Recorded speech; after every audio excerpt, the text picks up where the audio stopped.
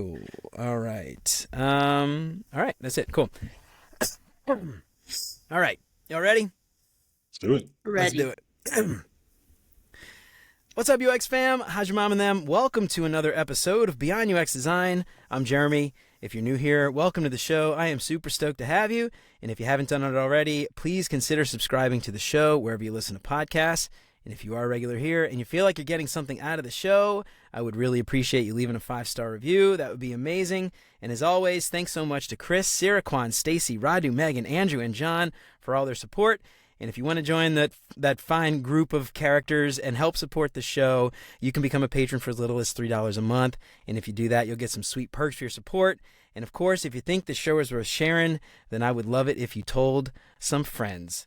So I've got today an interesting group. I've got actually four including me. I'm not good at math, y'all. That's why I became a designer. I've got 3 people from the UX Plus One podcast. I've got Corey Nelson, Antonio Roberto, Crystal Ayub. They're going to join me today, and we're just going to talk about stuff. I don't even know what we're going to talk about. We don't have a show outline, so I'm really excited about that. So we've got, like I said, the host of the UX Plus One podcast. Crystal is a lead UX researcher for the Canadian Immigration Office. That's really interesting. I want to learn more about that. Antonio is a UX designer for a data management and compliance company. Corey is a UX lead and manager for a remote marketing company. And Corey, if you haven't followed him on LinkedIn, he's outspoken in the UX community on LinkedIn, which is how these 3 met, and actually 4, because that's how I met you too.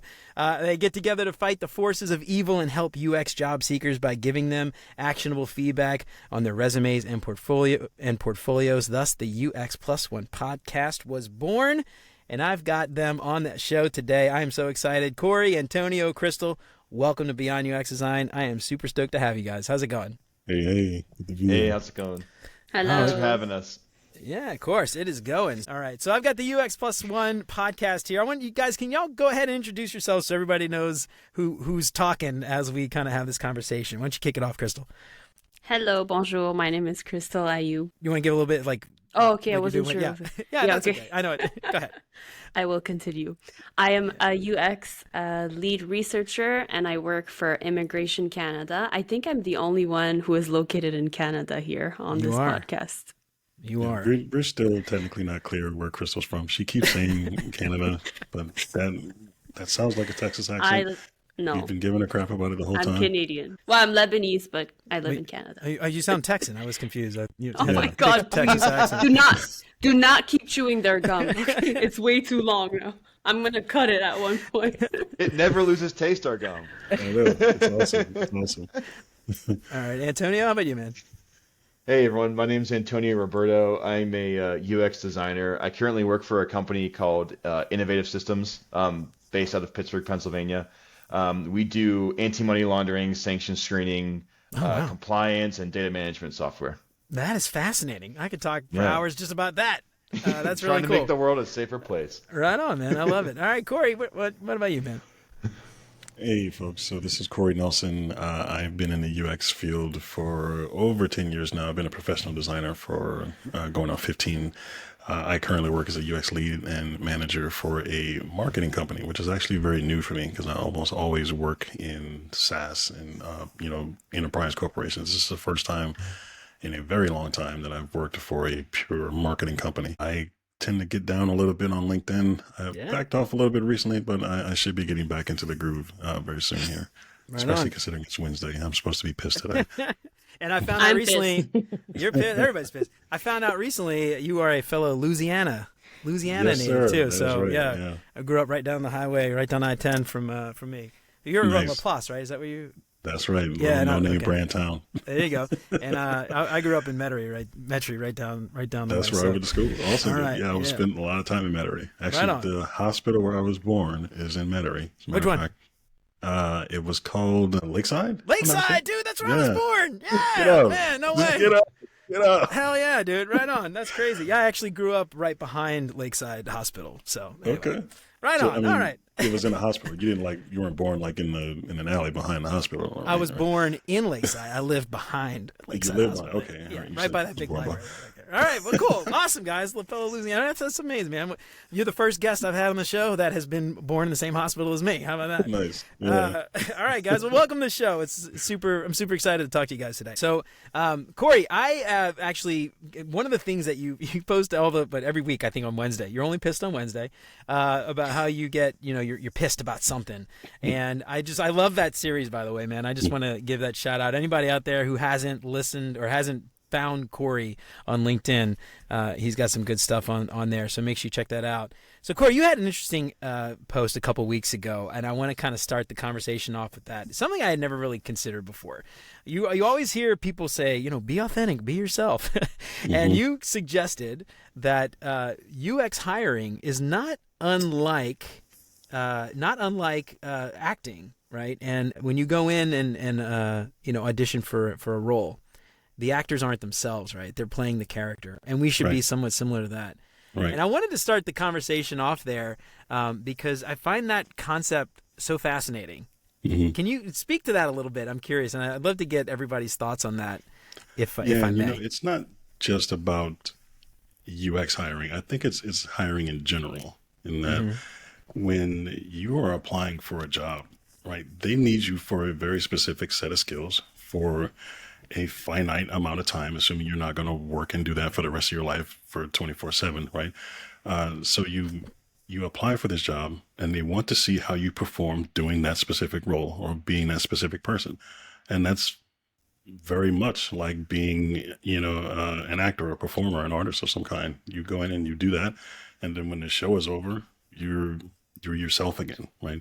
So the whole concept of just going and be yourself, no one wants you, right? They want the abilities that you bring, right? They want the skills that you bring. They want the talent that you bring for the problems that they have, right? Other than that, they could care less about who you really are. And that's just being real about it. Yeah, that's fascinating. So Crystal, Antonio, have you guys experienced something similar in your roles? Is that a sentiment you all share? I'm curious. I mean, I did work with actors. They were one person at the interview, and then another person on Monday, another person on Wednesday, and so forth and so on. So I'm not sure. I feel like I'm for and against this, but if you want to be, prepared for your role, I mean, we all act every day. We're in meetings, we put on this hat, and we say all these big fancy words. Just act every day. As long as you keep consistent about it and you're good with that. I don't want to have, an actor on my team and then out of nowhere, he's not in that role anymore. Then something's wrong. Yeah. So I would say consistency is important. Whoever you pick to act at the interview, make sure it's the same person.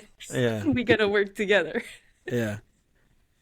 I was going to actually take this past the interview point and into the actual role of being a designer, because in my mind, one of the core concepts and core responsibilities of a designer is to empathize with users. So you're always putting yourself in the user's shoe. So initially my brain went instantly to, we have to act as our users all the time and pretend we're doing their job or doing what they're doing or interacting with this application in the way that they would, so that we can understand that character. And you have to kind of have to live and breathe that character in order to perform well, as in make good designs. And isn't that what method acting is? Pretty much method acting 101, Yeah, that's a good point. Yeah, it's funny, Crystal, you said you were on the fence about it. When I first read that post, I think I had it almost triggered me a little bit. I'll be honest. I had this sort of visceral reaction to it, and I was like, what? No. I was like, no, and then the more I thought about it, I was like, actually, this makes way more sense than what I think I had originally. Because I like to give the advice. Be authentic, be yourself when you're in an interview. But what is important though is, and I think this is what Corey's speaking to, is it doesn't matter how cool you are, how great you are, how nice of a person you are. What matters is that you can do the job at the end of the day. And that's really I think what you're getting at more than anything else. And that was, I guess, I don't know. I like to, because we mentioned this before. You guys asked if we curse on the show, and I said I like to curse in interviews, And so to me, that's sort of my authentic self, and I would be acting if I was holding that back, And the reason, just so anybody's listening, is why would you curse in an interview? I curse in an interview because I want them to know what they're getting. Because the last thing I want is them to hire me thinking I'm not like that. And in a meeting, I'm like, fuck this, or screw that, what the hell? And then have somebody be offended, I want that to be something they know they're going to get. And Corey, I'm curious, like from that perspective, how do you approach that as far as the idea of like acting? I think there's probably a balance there. There's someone's tolerance for showing too much and maybe not getting the job versus maybe lowering it a little bit, code switching perhaps to get that job. I'm curious what you think. Yeah, there's kind of two parts of that, I think. The one, circling back to the interview for just a little bit, when you mentioned about like it doesn't matter how cool you are. If you consider the times when, I'm sure we've all had it, when you interview and you feel like you've knocked it out of the park, right? You had the best conversation, you really connected with the folks, you answered all my questions, and you just walk out of there and you're on cloud nine. He's like, I totally nailed that interview. And then you still get rejected, right? Yeah. So what does that tell you, right? What does that tell you? That tells you that they probably felt you were a pretty great person, right? Outside of work, that's probably some friends that you're going to hang out with, that would have been at some point, but they still didn't feel that you were the right person to do the role, right? To fill in that spot. So that's another, that just goes to show you that it really doesn't matter, quote unquote, authentically who you really are. If you can't solve their problems by filling that role, then they're not going to bring you on. Right. And about kind of sharing too much. Yeah. I mean, we've all had days where we shut down our computer and we're done with work. It's like, I should have cursed that bastard out. Right. Or I should have, but that's not who we always are. Right. That's not who we, that's not the person that we project all the time. So there's work and then there's real life. And I think there should be a fair and a very solid separation between the two. Yeah. Antonio, you were going to say something? Look like you were. I was going to say, it's hard. I think there's degrees of authenticity that you can approach interviews with, also depending on your skill level. I think it's really hard as a junior, as someone trying to break into the UX industry or break into any job really, to be as authentic as you want to be if you don't have any weight behind you. If you're like, I don't have any experience, I don't have any job skills, I'm trying to get my first position. It's like you have to be super humble and aware of that. Kind of kiss their ass in a way, like it's just it sucks, but it's kind of the way that it is. And then as you grow, as you become more senior, as you get a lot more weight behind your work, I think you can kind of walk in with a little bit more bravado and be like, this is who I am. This is what you're getting. You don't like it. It's fine. I can get an offer somewhere else type thing. Yeah. One of the bits of advice that I tell people a lot or used to tell people, and I think over the last, maybe even recently, 6 months, I've started to kind of rethink this advice, but the advice is, you're interviewing them as much as they're interviewing you. Right. And your job as a candidate is not only to impress them, it's also to figure out if this is actually a job that you want. Right. You don't want to just take any job. And to your point, Antonio, about the level that you're at, a new hire or someone with zero experience coming straight out of school has very little ability to make that decision for the hiring manager, right? I mean, I guess, is that the right way to say it? Like you have very low expectations or very low chance of being picky in that sense, right? Is a better way to put it. So, but the higher you get, someone with a lot of experience, you can be yourself because you can back it up with the experience. And, when you're a junior designer coming out of school or junior anything, like we said, it's a lot harder to do that. And, so I've kind of been like taking that a step back and been like, maybe that's not best advice for someone straight out of a boot camp, unless you have the experience, and maybe that's advice for more senior people. I'm curious if you guys have any thoughts. You just said yes, so I guess you agree. Well, it's the same way we tell people to treat their portfolios, right? Like when you're getting out of a boot camp or university or career changing and you're going into your first UX job, you've built your first portfolio, that portfolio should be really tailored to what's going to best show your ability to do that first job. But when you get a lot more experience under your belt, you can be more creative. You can be a little bit more, show this thing or show that thing in your portfolio because you've got 20 years and you've got this work to back it up. So I feel like it kind of works in the same way. Yeah. Yeah. And we've given that advice a few times on our podcast, right? Where we told folks you really don't want to have this here right now, considering how junior you are, right? In a couple of years, you can go a little crazier. You can be a little more loose with what you're sharing about yourself and what you're sharing about your work. But right now, you really want to, like when you're new, you really want to get to the point, get people to understand what the the role you played and the work you did and the problems you had, and then let them get on with their life. But as you grow in your career, then yeah, you can start to care a little less. You can be a little loose. You can take some liberties. You can curse in your interviews, right? You can test those kind of waters. But you're not going to have those kind of liberties when you're very new. I don't know. I'm kind of on the fence of everything today. Yeah, Because let it's me hear it. Go Wednesday. Yeah. Actually, it's Wednesday. So I'll call it, this is Pissed Wednesday. Yeah. Corey is Corey's supposed to be pissed writing a up post Wednesday. today. That's right. So the way that I'm thinking about this is I currently work for the government. I have worked for the private before, and it's very different. I mean, there's some instances where we hire people on the way they problem solve. That's what I would call personality, and not so much if they have the skills or not. If they know how to think and they can solve a problem, that's pretty much what we do. So why not? You know, we can teach them the skills. It's not that hard, and then they can develop something that they've never touched on before. So that's how I'm thinking. And there's another point that I wanted to bring on. I don't know what it is. It's like, oh, you're junior, I'm senior, I'm bigger than you. Like, just be yourself, like do whatever you want, but read the room. Obviously, everyone has different personalities. If you're applying for a company that's really strict, don't walk in there with ripped jeans and like, yo, Yeah. what's up? You know, like Yeah, exactly. you have to read the room, you know, and then that's how I would take on the conversation. I don't think there's a set of rules, to be honest. Yeah. It's common sense, read the room. People are different, companies are different. Do your research, talk to the people that work there, be prepared, you know, when you get into that environment, that context. I think it will give you some insights. Like, don't walk in that room just being blind and be like, oh, okay, I'm just gonna do whatever.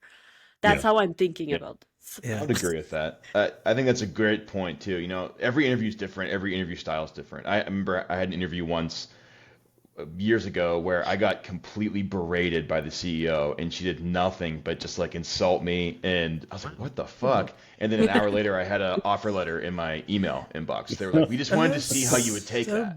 bizarre. I'm like, Wow. what a weird technique. But I was just like, you took it on the chin. We wanted to see how you handled the CEO, and I'm like, that's crazy. Okay. That's bullshit, right? Yeah, Oh, that's yeah, hold on. bullshit. You don't want to be working for that CEO. Yeah, I No. was gonna say, No. did you take that job? I did, yeah. Oh my goodness. Dude. What was it like? Was there ever scenarios that were like that in real life where she was yelling? Absolutely, and, but it was interesting because it wasn't in like an insult. I don't know. It's hard to describe. It wasn't in like I'm trying to insult you. It's almost like I'm going to challenge everything you say and see how you handle that. Okay. Because you're Yeah, going to that's have to different, be you're going to have to be challenged. And then also there are things being said like I don't think you're right for this job. Tell me why you think you're right for this job. Like things Oh, like okay. that. So it was Yeah. like challenging and very aggressive sort of language, but you know, it was a good Tough experience, I think, to have Tough love, because it gave you tough skin. Yeah, Yeah. Oh, that's thick interesting. skin. Crystal, would you see that in Canada? That kind of interview? Where That everyone's that nice So and- if I go to work at Chanel, yes. But if I'm working for a random company, hell no, I walk out. Yeah. Sorry, you didn't give me consent that I was gonna be put in that testing environment. There you Let go. me know Yeah. what round this is, you know. Yeah, Yeah, that's It's fascinating. kind of, yeah, it's like a turn off. I don't know. Yeah. Yeah. But reading the room, that's really great advice because you know where I work for GE, you know, big giant corporation, and there's offices where people wear shorts and t-shirts to work, and there are offices where people wear coats, like suits, to work, right? And if you don't, they'll send you home.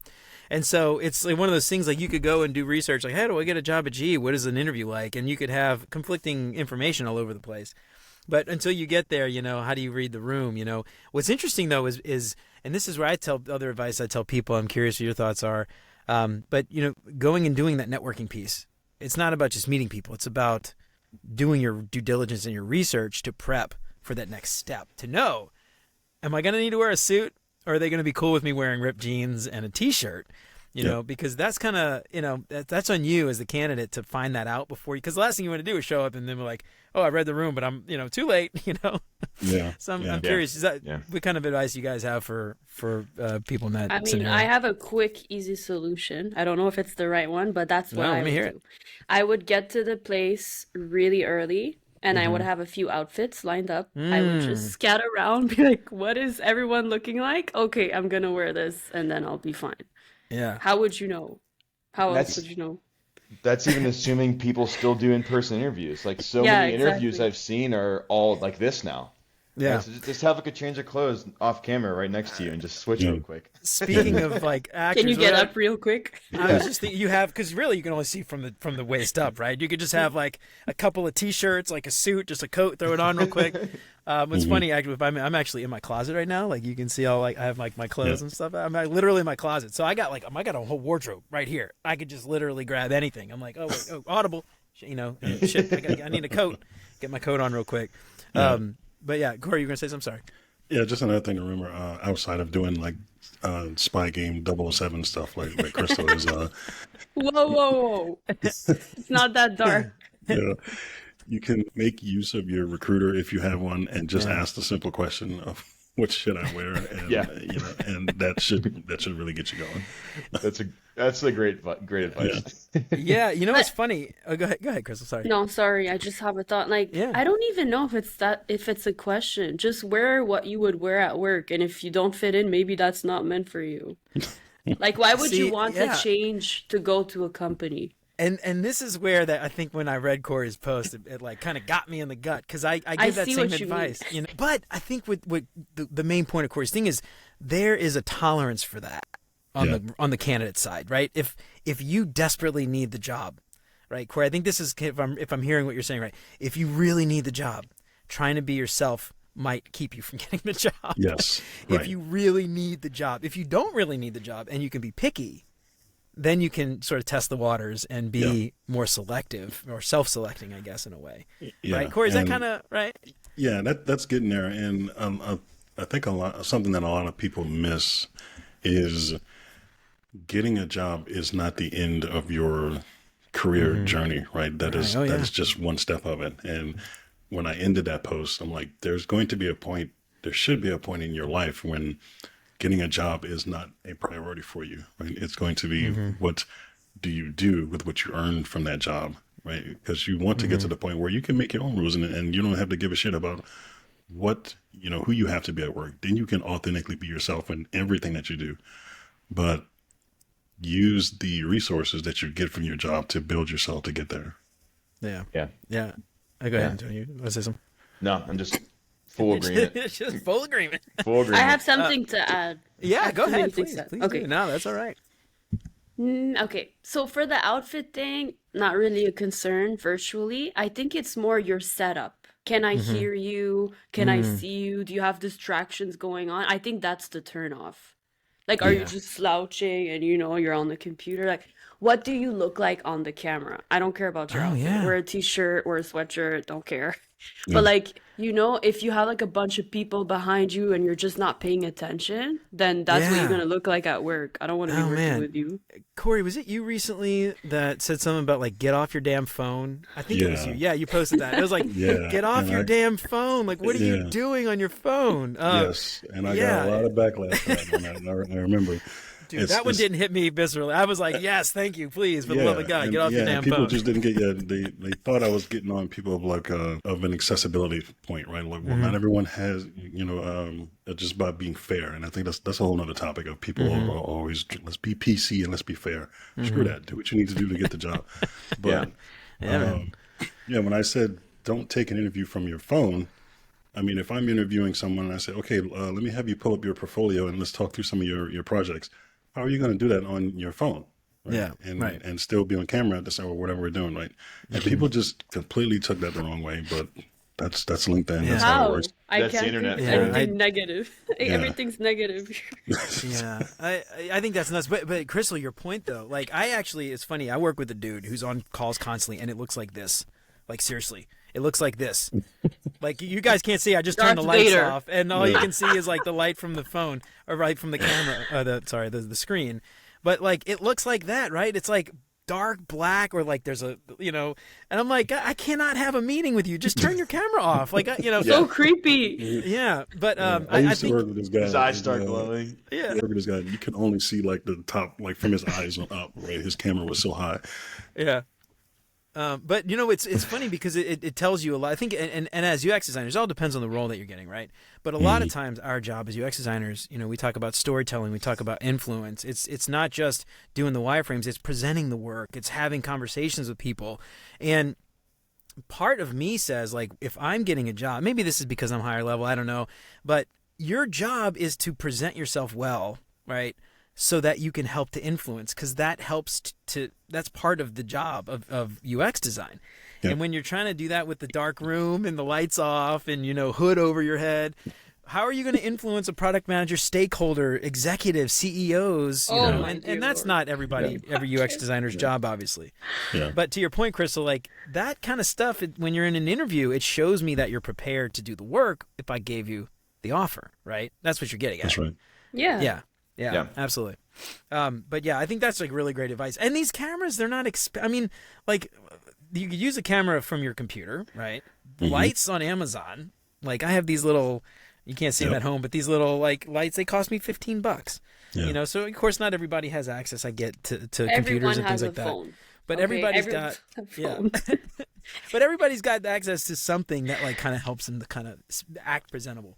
And I think your point is really great too, because like if I went into an office for an interview, I wouldn't be slouching, right? I would look presentable. Maybe I'd wear a t-shirt, but I'd comb my hair at the very least, I'd put some deodorant on, make sure I brush my teeth that morning.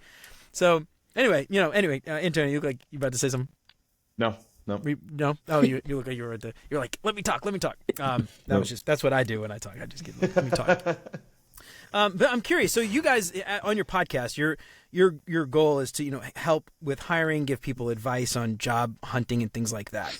We've talked about the acting. We talked about some of this stuff. I'm curious. Any other big things you guys see constantly that you think is worth pointing out that you're like, stop doing that? It's driving me crazy. Any other things that you see constantly you wish people would quit doing? The overall length. The overall length of people's case studies and portfolio is just way out of control. I mean, it is just bananas with how long folks think that their case studies need to be and how detailed they need to be. Yeah. I had a consultation last night, as a matter of fact, with someone, and it wasn't too long, but it also wasn't detailed enough. It's like there's a balance. As a mix, it's either too long, right, or it's too short and it's not giving enough, right? It's just you have to tell the story, right? Period. And the story can't be too long. If you can remember that, then I think people will have a better time organizing their case studies. Yeah. Seeing case studies that are so long but tell me nothing at the end of the day. Like we've seen a lot of that. It's just all fluff. Checklist. This. Yeah, it's like, hey, I saw this on the Google Boot Camp or whatever, so I'm gonna fill in. I'm so sick of that one. Yeah, it's like I'm gonna fill shit in for each of these things like it's a template. I'm like, that's not how that works. Yeah. Right. I also think the over personalization of UX portfolios. I think websites like Dribbble have really ruined UX in a way. Like it's like sensationalized being a UX designer on the internet. It's like a trendy thing. It's like, let me make this cool trendy app. I'm like, your app doesn't do anything. It's just trendy looking and it's following a UI trend. Like this is not designed. And so many people, by no fault of their own, because this is the information they have access to, are falling into these traps. It's a conversation we've had with the majority of the people we've talked to and tried to like steer them away from that. It's like, you're not, we don't need another cell phone camera app that just looks shiny. Like, give me something that does something for somebody. You try and apply for a job at Cisco and you've got a dog walking app in your portfolio because that's what your boot camp walked you through to how to create. It's like, you're going to have a tough time convincing those folks that you can do the job there. Yeah. Where's your data tables? Where's your grids? Where's your data? The lack of enterprise software in people's portfolios as a case study. Exactly. Like, I want to see tables. I don't want to see camera app. You're not going to design camera apps. Yeah. Man, don't get me started on the enterprise stuff. I've been working at GE now for 7 years, going on 7 years, and I every chance I get, I try to convince people about the the joys of enterprise software, and it's definitely like an overlooked thing. People just run from it like it's the plague. Everybody wants to work at Fang and all these sexy, quote unquote, sexy places. But man, I love enterprise. I tell everybody any chance I get, like how amazing enterprise is and how much I get out of it. But that's where the true UX work is. Yeah, yes, man. And it's a problem solving, and it's actually rewarding, like helping to make someone's actual workday better. You know? Make their job easier. Yes, and they go home and they're not in a miserable mood, and they like have a good time seeing their kids and everything else, man. And there's a lot less. I don't want to say a lot less, but there's a bit less subjectivity when it comes to enterprise software, right? It has to work, right? You have to get that person from 0 to 1, whatever they're doing, and if you've solved that part of it, then the little polish you put on top of it, it's a little less consequential, as opposed to if you're doing like a marketing app or something where you're building this flashy thing for a mobile app. So you can get your job done. Then I think people really give it credit for. Yeah. So, sorry, Antonio, you were saying? I was just gonna just to reinforce Corey's point. Most of the work that I do is done in Miro. A lot of the UI work is done in Miro. Once we establish our design system, it's like I don't need to go and make a high fidelity design because the UI team, the developers, they know what's going to happen. So let me just get the core concept and the flow in Miro, and you guys take it from there. And we save a lot of time. It doesn't have to be this flashy thing all the time. Doesn't mean we don't have polish, but it doesn't always. Right. You don't have to put so much time into that. Think about the UX first. I remember the first time I saw what I guess I would consider the UX being sensationalized. I was watching it was a webinar for one of the major boot camps. I won't say their name. It was General Assembly. Wait, that was you? That was convincing. Was that good? Yeah. I was yeah, like, who else is on this call? I'm so confused. There's a ghost. The trick is you can even get the little thing in there, yeah. It's a little gremlin in his closet. Right. Love it. Yeah. I poke him and he just plays a trombone. Yeah, and they showed a video of a guy who created a paper prototype, right? And that's one thing that gets juniors all excited is when they see people playing around with little slips of paper. And he assembled the prototype, and he let I think it was his 4-year-old, his little girl, go through the actions of testing the app that he was prototyping with a piece of paper. And I'm watching the comments on the webinar go through. Oh my gosh, she's so cute. Oh, I love it. This is so adorable. Oh, I want to be a UX designer. I'm like, that is it. Adorable. That is the catch, right? That is the worst set of bullshit I've ever seen. Yeah. But that's how they get people, right? They let them think that it's so much it's so much more lovely than it really can be. I mean, we did a whole episode debunking the day in the life videos. Yeah. I was just gonna bring that up. I don't know if it's up or not yet, but like we did a whole episode debunking that because we're like, this is trash. Yeah. So misleading. Well, you hear about like the dribblification of UX design, but I think we've gone past that to the TikTokification of, I'm going to coin that today, TikTokification of UX design. So Chris, I'm curious, when we talk a little bit of enterprise UX design, and you work for the Canadian Government Office of Immigration, was correct? Correct, yeah. So that is the opposite of like a sexy FANG company, but I imagine there's probably some really complex problems, and it's also, I would imagine, I don't want to put words in your mouth, very rewarding making that immigration experience easier for people because it's already pretty goddamn stressful, if I had to guess. I'm curious what your thoughts are there. It's very complex, it's very rewarding, and it's challenging because there's so many boundaries. Yeah, boundaries. So you can't because really of go the regulations crazy. Yeah, exactly. When There's you say boundaries, do you mean standards design system standards or boundaries on like things that you government can do and regulation can't standards? do? Anything. You can't just wake up and be like, okay, let's just redo the you give an website, do example? this and do that. Oh, no. You have to go through this person, that person, another person, and then this we can change. Right. We can only change the text here, even though your finding says this. We cannot change that because of the act, or there's so many little things. You can't just be, I don't know if everyone knows Kareem Rashid, but, you can't just be this fly designer. I don't know. He's a product Okay. designer. It Is has Kareem nothing to Rashid? do with UX. Is he? Oh, product design. Okay. Crystal is Okay. I'm very pretty plugged sure in, if you, yeah, you to the Google, industry. Yeah. if you Google that, you'll be like, yeah, I've seen his designs everywhere. Really? Okay. But basically, you can't just do your own rules. You have to play by the book, but sometimes you can slip in a few things here and there. It's very complex. But it's rewarding because I'm gonna bring it back to the point of Antonio. Let's say someone comes and applies, I don't know, for the UX team here, which like UX design team at the government, and they're bringing us this portfolio that's, all colorful and all these pretend scenarios and cases. That doesn't mean anything to us because we're working on real things. Like if someone wants to apply for a Canadian passport, like how can I relate to your thing that you're just trying to fix something to make it cute because it's cute and it's fun? Like we don't Yeah. do cute fun things. Mhm. It's We're so trying adorable. it's not, that's not what it is. It's like, hey, we're trying to make, refugees' lives better, people that are trying to immigrate here, trying to be happy and confident when they apply for something or when they go through the website and not be frustrated because they can't Yeah. find information or it's too complicated or there's too much text. That's a real problem. So it's important for a candidate or whoever to be able to, tell someone or the hiring manager, I get it. I know there's real problems out there. It's not just all cute and fun things. Because I don't know anyone that does cute and fun things, even Yeah. in the private sector. Oh yeah. Yeah. I mean, I don't either.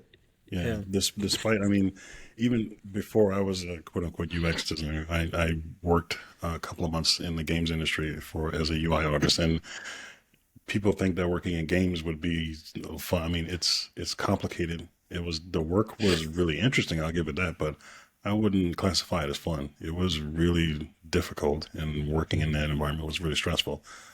Time crunches on that, especially, I Yeah. feel like. Oh, I Yeah. bet. Yeah. I think the fun is the reward for me. That's the Yeah. fun. Yeah. The Yeah. fun is me being able to solve this problem and then seeing that people are happy about it. That's the fun. Yeah. Yeah. Yeah. So tying this back to the original, the topic we talked about with the acting, right? When it got me viscerally, and the more I thought about it, right, that what you're talking about, Crystal, is passion, right? Like you're passionate about that field. And when UX designers, often junior designers, they'll just apply to 1,000 jobs, right? And they'll get a random response. Oh, someone finally accepted me. And they'll go in there with no insight into what the company does. They just found the thing. They clicked quick apply. They didn't even look up the company. They don't know what the company does. They don't know how they work. They don't know what they'd be working on. Yep. And that's when you have to act, when you just go in there and you're not yourself. But if you figure out what you want to do and you figure out what you're passionate about and you apply to those places, there's no need to act, because you're authentically excited. You're authentically interested in that thing. And assuming you can do the work, right? You don't have to act. You know what I mean? And so that's kind of where I think one of the other things too is like when I approach job hunting, I tell people like, find your why, find what you're passionate about. And then you don't have to get into this scenario like Corey's talking about where you have to pretend to be something you're not because you really are passionate about that thing, right? Does that make sense? I'm curious what you guys think. Yeah, I'll give you that one. Yeah, I'll give He's like, only that one. yeah, Got him. I'll give you that Gotcha. one. Yeah, but again, only on the preface that you can do the work, right? That's true. That You you're gotta do the work. that you're Now, versed if you're enough in acting the and actual pretending work. you can do the work, that's a whole different thing. That is a problem. Yeah. Yeah. No fake until you make it here. No, So absolutely not. go ahead, Antonio. You about to say something? I was just gonna say, kind of in line with what you're saying, is I've thought a lot about this because I made a career transition into UX, and at the end of the day, I'm not passionate about like moving rectangles around on a screen. I'm not passionate about using Yeah. Figma. I'm not passionate about UX. Yeah. What I am passionate about though is being a part of developing new technologies. What I am passionate about is helping people, and also helping people integrate technology into their life in a way that's not intrusive, right? So those things, it's like I could work for any industry, any company, as long as those things are met, right? Yeah. So it's also, I think, about like, where are your passions? Where do they lie? And okay, then how can I meet those needs? Because there may be another UX designer who's like, I'm just super passionate about UX, like the actual Yeah. movement of UX design. I'm really passionate about the double diamond. God, just Yeah. double diamond all day. Well, Exactly. You know what's interesting though is in that case though, with that passion, you could have any job and still Exactly. Exactly. It so opens like you it doesn't up. even it doesn't even have to be a UX designer. It could be almost anything, you know. And similar, like for me, when I talk about enterprise software, it's about helping people do their job easier, right? Like I could be a product designer, UX designer, I could be an architect, I could be a product manager. I probably couldn't be an engineer because I don't know how to do any of that stuff. But you know that opens me up, or anybody who has that passion for that thing, to do anything. And then you're not limited to just UX design roles, you know, assuming you can do the product management work, obviously, which is, you know, we like to think we could do their job, I guess, a lot. But I don't want to deal with those budgets and the spreadsheets and all those all that other stuff they have to deal with. But And you can also find a job that meets a lifestyle. Yeah. Oh, that's huge. Yeah. Like it's absolutely. about a lifestyle fit too, I think. Like too many of us try to like get a job, especially in America. It's a problem. Like being like your job becomes your lifestyle, not the other way around. Like I need to find a job that fits the lifestyle I want to have in my life. Absolutely. Yeah. And that's the thing. I think a lot of junior designers, they just are so desperate for a UX role that they will apply to literally anything and not think about these things. And that might be like the biggest piece of advice to come out of like any kind of thing, not just today, but anything. You know, find that passion. And that might even answer, like, is UX design right for me in the first place? Because right now is arguably a very, very bad time to be looking for a job Oh my in gosh. UX. It's so bad. And this may be a hot take, but I'm of the opinion that there is no such thing as an entry-level UX job. Explain that. I'm curious what you mean. I think I see where you're going, but I'm gonna there's so much involved in UX. If this is your first job, it's really hard to adapt. It's really hard to learn. There's so many dynamics that happen in a UX job, especially in like a software development company where you have to learn all different aspects of business in terms of business, strategy. How do I communicate with different types of people? If you've never had a job before and you've never had like a true entry-level job before, you're not building core skills like simple things. How do I write an effective email? Little things. It's really, really hard to get ramped up on UX and get ramped up on just existing in a workplace for the first time. So I always am like, find something adjacent. If you can't find that first UX job, I'm always saying find something adjacent and work your way to it. But you got to learn those core skills first because you're going to make yourself look bad unintentionally. Yeah, that's really interesting that you say that, because I think part of the problem, part of our problem right now where there is no junior design roles open, and now they all want 2 to 3 years of experience, is specifically because you can't do the job with 0 years of experience, right? Like you're saying, it's very, very hard to do that. And so it requires the company to invest in that person, to take them under their wing and not only give them work to do, but to teach them how to do it. You know, and most companies are unwilling to put the time and effort in. They just want to hire somebody and call it an entry-level job because they can pay them less, but still expect them to have 3 to 5 years of experience. And I think, you know, a couple months back, I did a episode on the UX education and all this. And one of the things that I see all the time is this, I kind of compare our job to other things like architect or lawyers or doctors, these really specialized skills. And they all have apprenticeship requirements that you have to do before you can ever become, you know, an architect, for instance, right? Yeah. Nurse, doctor, same way. You have to become a resident for X amount of time before you can actually go and do this work on your own. You have to be shadowed by an actual person doing the work. But for UX design, we don't have any of that. Right. And, you know, it makes it, I think, much harder for those junior people to get a job. It's like detrimental to that junior talent pipeline, you know? So anyway, I don't know if you guys have anything to add to that, but that's just something I see all the time. Yeah, no, it's true. Sorry, Corey, go. I'll go after you. And I'm recalling in my entire career, I don't think we've ever had for any job I've ever worked at, that they've had a cycle where we say, okay, we want to bring in some junior designers, right? Meaning that they have no experience whatsoever, right? I don't think I've ever seen that. They've said we can bring in some less experienced designers, right? We can bring in some, maybe some folks who are at 2 years or so. But I've never seen a cycle that comes in and said, let's bring in some folks who have never had a job. Zero experience. They've never done anything. And assume that we're going to teach them. Even those folks who just have a few years of experience, a lot of folks who are applying right now and they're looking for something entry level or junior level, and they assume that when they get in that they're going to be taught, right? You're not going to be taught pretty much anything, right? They're not going to teach you, right? You're going to have to learn and figure it out on your own. They want you there for probably some low level production work, right? If they see that you can do that, they look at your portfolio and see that you can do the work, then that's probably enough for them to bring you in. But for what Antonio was saying, like, can you write a coherent email, right? Can you speak coherently to your colleagues? You're going to have to learn and figure all of that out while you're there. No one is going to teach you how to do that, right? They're going to probably teach you how to use their scheduling software, whatever internal tools that they need. But everyone does that. It doesn't matter what level you are. But they're not going to teach you to be a UX designer, right? They assume that you can do that before they bring you in. Doesn't matter what level you are. And I think that I guess the how this whole thing's been sensationalized, right? UX. I feel like it also contributes to this very strict bucketing of roles, and now that companies have adopted them for their job postings: junior designer, mid-level designer, senior designer, principal designer, all these things. It's like every company has their own definition of what that means. So how do you achieve that? And to your point, Jeremy, there isn't like principal doctor. Your junior lawyer, it's like, I got a parking ticket, I need my junior lawyer. Like, no, it doesn't work that way. So UX design should not be treated in the same way. It's like the boot camp industry and social media, like it just sensationalizes this role, and it creates all of these things that now we have to navigate and kind of figure out what's worth paying attention to and what's worth discarding.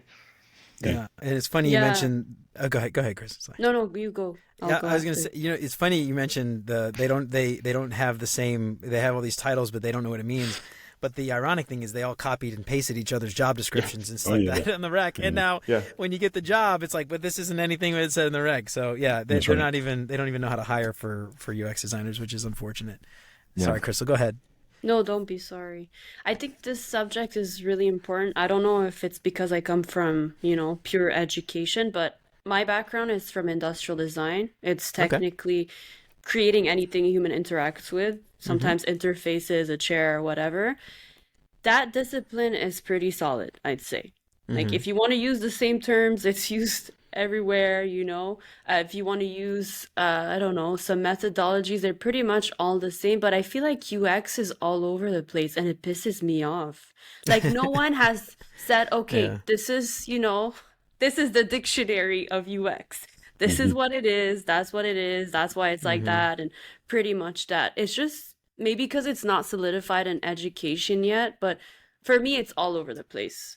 For real. Like, everyone has their own definitions, everyone creates their own methodologies, but at the end of the day, these research methodologies have been created. You just slap the title on it. So I don't know, something needs to happen where these are the set rules, these are the principles, it comes from this school, I don't know.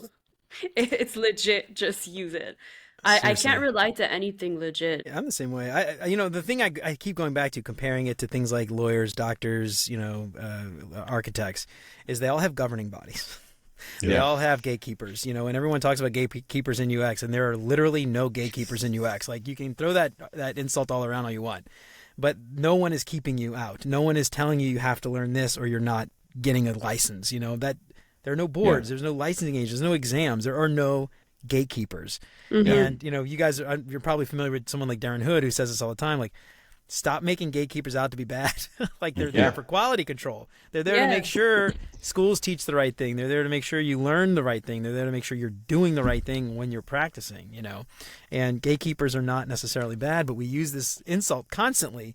Everyone's a gatekeeper. Darren's constantly being accused of being a gatekeeper. He's like, he's not stopping anybody. It's such a silly argument, but anyway, people still do it. I don't know. I think the licensing board. That's. But also, how do you it's get that? like, I don't know. No idea. These free courses online, like, oh yeah, I did that, so I can apply. Like, hell no, you didn't do anything. I went for 1-year internship before I got my bachelor's. That was a requirement. I had to write a huge report, what I did, what I achieved at that company, my challenges, what I messed up, and how I can make it better. better. But this is how you learn in the real world. You're not going to learn from an online course and be like, oh, copy paste. You're probably copying someone's work. I have no idea. Mm-hmm. Like, how are Yeah. you thinking? How are you applying this in real world? I just think it's just all over the place, and it's starting to piss me off a little bit. And Sound like Corey. Just kidding. It's Pissed Wednesday. That's why. It is Wednesday. There you go. the boot camps don't offer insight into user problems and how users actually react when they are pissed off about a problem, right? Like I worked as a support technician and a QA specialist for 5 years in a startup. And that gave me very intimate knowledge of how pissed off users get when their shit doesn't work. Yeah. And I was like, I want to stop this from happening before it gets to me. Right. Yeah. Who does that? Who is responsible for that? What role is that? It's got to be something. Boom, UX. But it's like, yeah, I love that. I feel like I would be not a great designer if I hadn't had those experiences and really understood and empathized. Wow, this user is pissed off because of this. I get it. Yeah. There's not enough of that training. It's like literally like, here's how you use Figma. Here's the design thinking process. This is Plug it in, nothing. it's gonna work. I'm like, Yeah. no. I had somebody from a boot camp not long ago. I got invited to do a portfolio review. And speaking of it, like exactly what you're talking about, their assignment is to create a case study. So they're given a prompt, and this prompt was essentially, get people to use the app more. That was the prompt. And the person did their research and was like, you talked to, probably not enough people, but still talking to 5 people, they all kind of said the same thing. I don't want to use the app more. I want to use it less. I want it to solve my problems and leave. I don't want to be here longer. And they took it back to the instructor, and the instructor said, that's not the prompt. The prompt is to design some features. So just go design some features and just do what the prompt says, And that, I'm like, what the fuck? That is insane to me. That would have been a perfect learning opportunity to show how companies are often feature factories, and you can think critically and come back with some different ideas on how to improve the overall value, but it's shot down completely, and they completely missed it, and just to your point, they're not learning real world stuff. They're not learning about solving actual problems. It's just feature factory crap. Go build more stuff. That's dark design. Yeah. It is, man. It's absolutely deceptive, and that's one of those things that, like, when I see that, and I see this is what happened. Not every boot camp, because I know some people who are doing good work, but when I see that at boot camps, the big ones especially, it just drives me crazy, because these are the people that are making the most money. They're cranking out the most people, and I've talked to other folks that have even said they've stopped accepting applicants from boot camps because of that exact reason. Which is, unless there's that person really stands out. But generally speaking, someone comes in from a boot camp and it's just a kind of mediocre thing, like, meh, pass, which is sad, and I feel so bad for a lot of these people who spent 5 figures, $15,000 sometimes. It's ridiculous. And it's not their fault. They're being misled by the... That's exactly the problem. Yeah, absolutely. All right, guys. Well, we have talked about quite a bit today. I could talk to you guys for hours about this stuff, but we got to wrap it up at some point. I got some questions I want to ask you guys. Before we do that, can you guys I want you guys to plug your podcasts. Tell us where we can find you, where we can listen, subscribe, and all that stuff. Yeah, if you just do a search for UX plus one, that is the plus symbol, and on Apple or Spotify, you will find us out there on all your typical streaming platforms, and we'd love to have you as listeners, and we appreciate it. You can also go to uxdesignjob.com/podcast if you want to catch up on older episodes or possibly end up being on the show. Right on. And you guys, I know, Corey, you post quite a bit on LinkedIn. Antonio, Crystal, you guys, do y'all do any LinkedIn posting? I don't think we're connected. I mostly network in the DMs. Okay, networks in the DMs, baby. All right. I was writing blog posts for Medium a while ago. I'm trying to get back into that. So that's right my thing. I'll post on LinkedIn every now and then. Yeah. Right on. Well, I'll everybody's personal branding. There you go. Anyway, I'll link to everybody in the show notes. So check out those show notes at beyonduxdesign.com for some links to all this stuff too.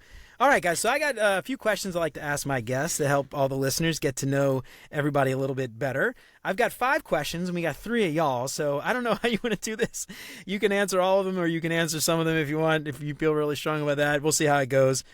Crystal, I want to make sure we get you out of here in time for your next meeting. So let's kick it off. What is your favorite non-design book?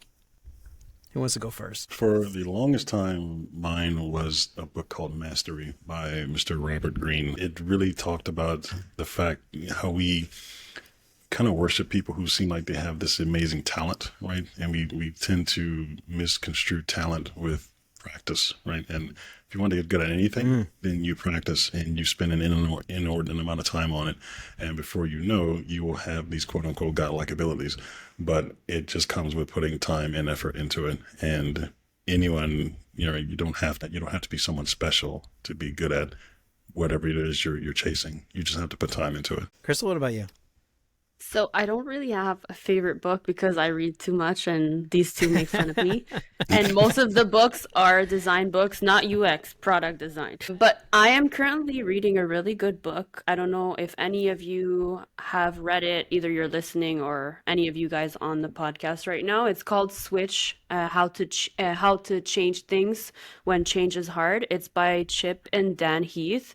Basically, it gives you just very, very well written insights on, how to make any changes in your lifestyle, at a company you're working with, and basically how your brain blocks you to like making any of those changes. And it's been really good so far. Yeah. Cool. I love that. Yeah, I haven't heard of it, but I will. I'm going to add it to my list. Do, All right, it's Antonio. really good. Right on. What about you, Antonio? I'm looking at mine right now.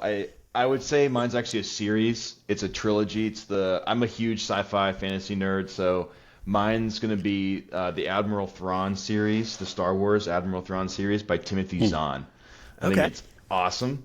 Worth the read if you like that kind of stuff. I think Disney dropped the ball by not turning those into the movies. Oh, man. That's yeah. a conversation topic for later. Oh, that's cool. I was talking to somebody the other day. Actually, I guess I had Dr. Leitner. He's big Star Wars nerd too, and we asked him about Star Wars, and I've always said if you had to pick between Star Wars and Star Trek, I'm always going to pick Star Trek. And the reason I love Star Trek is but the thing I love about it is all the episodes builds the characters and the stories, and you get to know them personally more than like an hour or 2 hour long movie like you generally did in Star Wars. But the cool thing about all the books is you can kind of like dive into the character building in all these books, The problem is you just have to read them all. That's the problem. You just got to read them all. That's all I read. I love both. I have Star Trek books in front of me too. I love them both, and they serve different purposes. Yeah, right on. I love it. Yeah, my kids and my wife and kids, they always get me like a Star Trek book for birthday or Christmas or something. So I got like a whole bunch of these books. I haven't read them all, so don't tell my kids. It's fine. You won't tell. All right, good. You guys, it's secret safe, but just between the three of us. No one else will hear this. All right. What is your favorite non-design podcast? So I admittedly don't listen to a lot of podcasts. I have recently picked up an old hobby of making music, and so I've been watching a lot of stuff on YouTube on beat making and nice. Using various types of expensive gear that I spend too much money on. Do you have kids though? I don't. So you can afford it. So yeah, it doesn't matter. Yeah, I can afford it. It's not an excuse. I really probably still shouldn't have bought it all, but I got it, so I got to figure it out. Got to use it now. Whatever makes you happy. You put it out there. Now everybody knows. Now we're gonna check back in 6 months, see how it's going. Yeah. All right, Crystal, what about you? What's your favorite non-design podcast? I'm sorry, I do not listen to podcasts, even though I am on one and I'm currently recording one. Yeah. It's very rare that I'll listen to one. If I do, it's probably like a biography or some sort of person. Okay. Do you do ebooks though? Or sorry, audiobooks? No, do you do audiobooks? No, I have to touch the paper. Oh, I'm really old school. Well, this is you're an industrial designer. I mean, it makes sense, yeah, right? I cannot read on the screen. All right. So you want to pass? We're gonna pass this. Yeah, pass this one for me. All right, we'll pass. Antonio, you got one? I love podcasts. Pandemic got me back into gaming. I was really into gaming like pre-college, and now it got me back into it because what else was I going to do when I was at home all day? Yeah. So I started listening to gaming podcasts, and the one I'm really into is called Goddamn GameCube.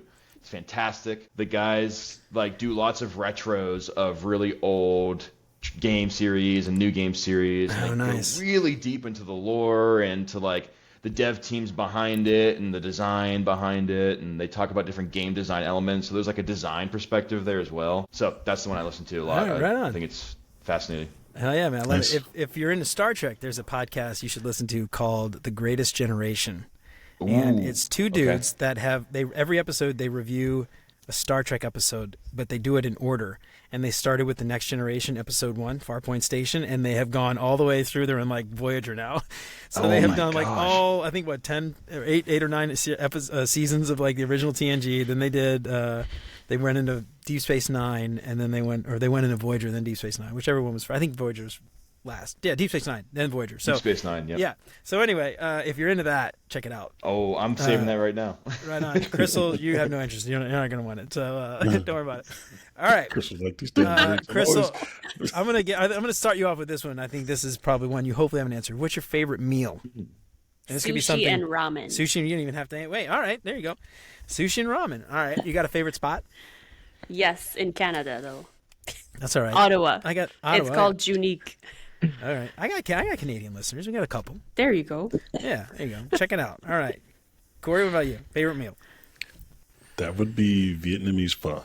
Oh man, dude. Yeah. So wait, you're where are you now? You're in. I'm in Tulsa. Oh, okay. Do you there's a nice spot, but I can actually make pho from scratch. Really? Oh, how'd you learn that? Yes. YouTube. Right on. Okay. A lot of trial and error. A lot of people. Corey loves YouTube. A lot of people don't realize this. Corey, you probably know this, but down in New Orleans, there's a huge Vietnamese community, and they have some of the best Vietnamese food I've ever had down there. It's like maybe the one thing I miss about New Orleans, right? Is all the Vietnamese food. But yeah, we got this like little Vietnam down there. It's really cool. It's awesome. Mm-hmm. All right, Antonio, what about you, man? It's a loaded question, but if I'm going like death row meal, it's wings and pizza. Wings and pizza. Nice. All right. Yeah. How do you feel when you go to a pizza place and they bake their wings in the pizza oven? Pissed off. You gotta deep fry that shit. You know what? Every time I get pizza and I go get wings, I ask them, like, you guys bake the wings or do you fry them? If they say bake, I'm like, no, I don't need them. No, thanks. Yeah. All right, good. Bake Make that those extra wings. crispy. Yeah. Oh, the baked wings are awful. Yeah, they put them through the pizza oven. It's so bad. It's not good. I'm All only right. like 4 hours from Buffalo, so we got really good buffalo wings here. So Oh, yeah, dude. That's right. Love it. Oh, you said Pittsburgh? Pittsburgh. Pittsburgh, Yep. okay. I thought it was Yep. I almost said Philadelphia. All right. What's your favorite vacation spot? Crystal, I'm going to start with you since you This passed is very, last time. very hard. I don't have a favorite spot, but I will say my favorite area would be the Mediterranean. I'll put it that Okay. way. Sun, sea, ocean, beach, anything that includes that and the Mediterranean, I'm good. With good food, obviously. Yeah, like the opposite of Ottawa, basically. That's exactly the opposite of Texas. Well, Yeah. Texas is hot, and they have the sun. and the See? ocean. So you guys should stop saying that. That's why I See. said it. Galveston, though, the beaches there aren't all that great. But Yeah. all right, who's next? Antonio, why don't you go? Yeah, I'll go. I agree with Crystal on this one. I don't really have a favorite spot, but a lot of my family lives in Italy, so I will say okay. Italy/Mediterranean. But really, anywhere new. I love to travel and discover new places. So You're very Italian. Your name very Italian, so I assume Yeah. you parla Italiano. Un po. Non molto. I took 4 semesters of Italian in college, and all I can say Me is too. you parla un po' Italiano, ma non molto bene. That's all I can say. You ask me to say anything else, I can't. Sorry, but my teacher said I have a very good accent. If I just if I would just apply myself. But anyway, Corey, what about you, man? Favorite vacation spot? Yeah, I fall into that category of not having traveled enough to say I have a favorite spot. Texas? I've been to Texas. I actually lived in Texas for 5 years. I have no plans to ever go back to Texas. I mean, I probably shouldn't say never because that's I'll end up there next year. Who knows? You're really close. You're getting close with I am Texas, really man. close, yeah. I probably shouldn't say that. You're like Texas's spent- hat, right? Oklahoma's like Texas's hat. It is. It's Basically, exactly. yeah. I spent a couple of months in Istanbul in 2021 during the pandemic. It was Wow. During the pandemic. It was nice, but it's also not where I'd say I want to go back to anytime soon. Really? Not that there was anything bad about it. It's just like getting into Istanbul was fine, breeze, no problems. Getting out of the country was a huge headache, huge problem. Oh wow! Because of COVID. Yeah, and that's stuff? a whole other story. Oh man, No, that's crazy. no, it's a lot of corruption and that kind of stuff. But Oh wow! Yeah, okay, I can see that. yeah. Oh man, But, I've always wanted to go to Istanbul. Yeah, I mean, go on a travel on a little 3-month travel visa and get out. Right, don't try and stay any longer like I did. you overstayed your visa. Is I that what mean, happened? I did. No. Well, yes, but I don't wanna get not into trouble. on purpose. I mean, I went through the steps to try and get a longer stay, and then all kinds of bullshit happened. And, You gotta follow the money, man. You gotta pay him. it's exactly what. That's a Didn't bummer. pay enough. All right. But I've got some aspirations to spend some time in Asia when I get the chance. Singapore is really high on my list, as well as Malaysia, and a little further coming back west a little bit to like Greece and such. Mediterranean. Singapore. Now that's also very expensive. Yeah. So I was talking to somebody who went there for work. We have a thing, a shop there for work, and they stayed there for like a week, and it was like $20,000. Whoa! They went there during some football event. There was a soccer event or something going on that week, and the prices for the hotels were like $1,000 a night. Anyway, it was like insane. Thanks. But GE paid for it better. Whatever. All right. Yeah. What is your favorite design tool that's not Figma? We already talked about Miro, so that's probably gonna be on there. But who wants to kick that off? I think this crew probably isn't really all into Figma, but there's a lot of people out there I talk to that's like their bread and butter. I love ahead, Figma. Antonio. I wouldn't say it's my favorite design tool because I love it for prototyping. I love to prototype stuff, but it's got to be Miro. Miro is for me like the one-stop shop for everything. I just wish they had a prototyping tool. Yeah, there's no way to really like link stuff together. They do have like they just released like the wireframe kit. You can like drag and drop all the little buttons and components and things. I use that all the time. Yeah, there's no way to like link them together though. Yeah, that's true. You can't link them That together. would be They really have cool. this new AI feature they just dropped too, where you can do like mind maps and it'll give you suggestions, which that's is really cool. cool. I haven't tried that. I did that the other day to kind of like unclog some like writer's block, design block, and it helped. I'm like, this is a cool feature. Yeah. That's the little probably thing my popped favorite. up. I was in Miro yesterday, and a little thing popped up, and it was like, try a new AI tool. I just see that stuff. It's like everyone just like close. Everybody's got Yeah. I just like ignore it now. But Yep. I have to check it out. If it's that cool, I have to check it out. All right, Crystal, what about you? What's your favorite design tool that's not Figma? Definitely Illustrator. It has nothing to do with my job, but just my personal gigs. I like to draw on it, do posters, use it for laser cutting, vinyl cutting, anything. It's Oh, fun. nice. Do you have like a tablet, pen, and a tablet and all that stuff? You can Yeah. like sketch. Oh, that's cool. I have all the little gadgets. Right on. I even have can't- a pen that you can draw, and there's like a camera you put on your piece of paper, and it captures the ink, and it turns it to a vector in the computer. It's all ink pen, I think. Wow, that's fascinating. I've never seen that Yeah. before. That's probably cheaper than buying one of those It whack-em, was like bake-em tablets, yeah. $100.